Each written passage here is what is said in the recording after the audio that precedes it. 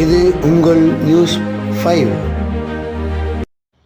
இன்று கோயம்புத்தூர் மாநகராட்சி மத்திய மண்டலம் 80வது வார்டுக்குட்பட்ட கெம்பட்டி காலனி பகுதியில் மாநகராட்சி இடத்தில் பாஸ் என்கின்ற தனியார் நிறுவனத்தின் முழு பங்களிப்புடன் CSR ஃபண்ட் ரூபாய் 60 லட்சம் மதிப்பீட்டில் 25 படுக்கை வசதிகளுடன் கூடிய புதிதாக கட்டப்பட்ட நகர்ப்புற வீடற்றோர் காப்பகத்தின் 2ஆம் தளத்தை கோவை மாநகராட்சி பொது சுகாதார குழு தலைவர் 80வது வார்டு மாமன்ற உறுப்பினர் பே மாரிசெல்வன் முன்னிலையில் மாண்புமிகு மேயர் க ரங்கநாயகி ராமச்சந்திரன், மாவட்ட ஆட்சித்தலைவர் கிராந்திகுமார் பாடி ஈயாப்பா, மாநகராட்சி ஆணையாளர் மா சிவக்குமார் பிரபாகரன் ஈயாப்பா ஆகியோர் குத்துவிளக்கேற்றி திறந்து வைத்தனர்.